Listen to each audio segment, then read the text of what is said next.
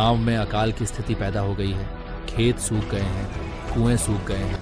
अब गांव में ज्यादा दिन टिकना सही नहीं होगा। इतना कहकर रमेश चलने लगा और मन ही मन सोचने लगा उसे काम की तलाश में बाहर निकलना ही पड़ेगा। रमेश चलते चलते सूरजपुर गांव पहुंचता है। वहां उसका ना तो कोई ठिकाना था और ना ही कोई काम। काफी देर भटकने के बाद वहां एक अमीर किसान धनराज सेठ के पास पहुंचता है। रमेश हाथ जोड़कर कहता है, सेठ जी, मैं रमेश हूँ, पास के गांव से आया हूँ। हमारे गांव में अकाल की हालत है। खेत सूख गए हैं और लोग पानी को तरस रहे हैं। अगर आपके पास कोई काम मिल जाए तो मेरी बड़ी कृपा होगी। धनराज सेठ उससे ऊपर से नीचे देखता है और कहता है, अरे रे, तुम्हारी हालत तो काफी खराब लग रही है। ठीक है, मेरे पास एक काम है, लेकिन वो आसान नहीं है। पता नहीं तुम कर भी पाओगे या नहीं। सेठ जी, आप चिंता मत करें। मुझे जो भी काम देंगे मैं मेहनत और ईमानदारी से करूंगा। ठीक है, तो सुन लो। मेरे पास 40 गायें और 60 भैंस हैं। तुम्हें रोज सुबह शाम उनका गोबर साफ करना होगा, चारा पानी देना होगा। महीने के आखिर में तुम्हें 200 रुपए मार लेंगे और दिन में 2 वक्त का खाना मुफ्त मिलेगा। बोलो, करोगे? रमेश सोच में पड़ गया। इतना बड़ा काम आसान नहीं था, लेकिन भूख और मजबूरी के आगे उसके पास कोई और रास्ता भी नहीं था। ठीक है सेठ जी, मैं काम कर लूंगा। बस एक विनती है, मैं इस गांव में नया हूँ और मेरा रहने का कोई ठिकाना नहीं। क्या मैं गौशाला में ही रह सकता हूँ? धनराज सेठ कुछ देर सोचकर बोला, ठीक है रमेश, रह सकते हो। रमेश ने धन्यवाद दिया और अगले ही दिन से गौशाला में रहकर काम शुरू कर दिया। वो रोज ईमानदारी और मेहनत से गाय भैंसों की सेवा करता। धीरे धीरे सेठ जी को भी रमेश का काम बहुत पसंद आने लगा। कुछ महीनों बाद धनराज सेठ ने रमेश को बुलाया और कहा, रमेश, तुम्हारे कारण दूध की गुणवत्ता और मात्रा दोनों बढ़ी हैं। इसलिए मैं तुम्हारी तनख्वाह 200 रुपए से बढ़ाकर 400 रुपए कर रहा हूँ। रमेश खुशी से झूम उठा और बोला, सेठ जी, आपका बहुत बहुत धन्यवाद। धीरे धीरे रमेश ने कुछ पैसे जमा किए और अपने रहने के लिए छोटी सी झोपड़ी बनवा ली।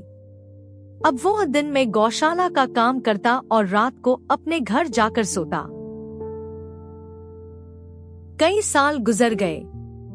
रमेश की मेहनत से उसकी अच्छी बचत हो गई, लेकिन अब गांव में चोरी की घटनाएं बढ़ने लगी थी। रमेश चिंता में रहता, अगर मेरे जमा किए पैसे चोरी हो गए तो दिन भर तो घर खाली रहता है। उसने धनराज सेठ से अपनी चिंता बताई। सेठ ने कहा, रमेश, तुम्हारी बात सही है। चोरी का डर बना ही रहता है, लेकिन गांव में एक ही जगह है जहां पैसा सुरक्षित रह सकता है, और वो है रघुनाथ जमींदार का घर। वे ईमानदार और दयालु माने जाते हैं। उनके पास पहरेदार भी रहते। रमेश ने सोचा, ठीक है, आज ही मैं जमींदार जी से मिलता हूँ। उसने अपने 6,000 रुपये एक थैली में रखे और रघुनाथ जमींदार के पास गया।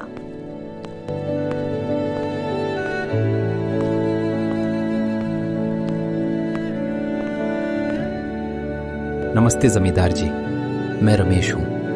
कुछ सालों से धनराज सेठ के यहाँ काम करता हूँ। मैंने मेहनत से कुछ पैसे जमा किए हैं, पर चोरी का डर है। अगर आप चाहें तो कृपया ये पैसे संभाल लें। जमींदार मुस्कुराए। कितने हैं? जी, पूरे 6,200। वाह, तुमने सही इंसान चुना है। तुम्हारा पैसा मेरे पास सुरक्षित रहेगा।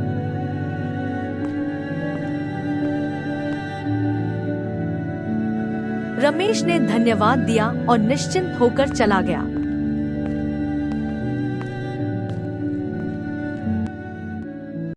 लेकिन 2 साल बाद जब रमेश अपना पैसा लेने गया तो जमींदार ने मुंह फिर लिया। कौन रमेश? मुझे तो याद नहीं, और बिना कागज के मैं किसी को पैसा नहीं लौटाता। जमींदार जी, दया कीजिए, ये मेरी मेहनत की कमाई है। लेकिन जमींदार ने अपने आदमियों से रमेश की पिटाई करवा दी और उससे इंसल्ट करके भगा दिया। रमेश दुखी होकर अपने घर आ गया। कई दिन तक वो दर्द की वजह से काम पर भी नहीं गया। तब धनराज सेठ खुद उसके पास आए।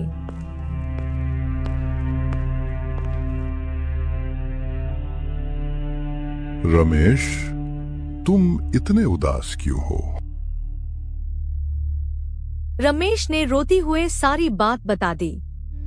धनराज सेठ गुस्से में बोले, अब समझ आया कि रघुनाथ जमींदार इतना अमीर कैसे हुआ। पर चिंता मत करो, मेरे पास तुम्हारे पैसे वापस लाने की तरकीब है। अगले दिन धनराज सेठ एक बड़ा सूटकेस लेकर जमींदार के पास गए।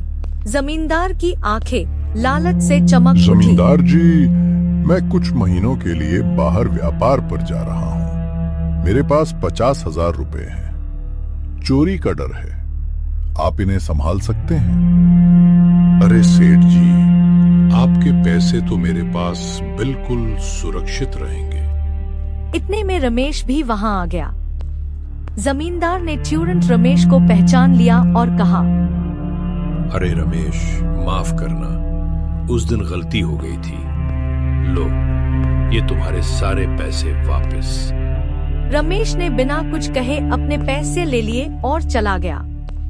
तभी सेठ जी का नौकर दौड़ता हुआ आया।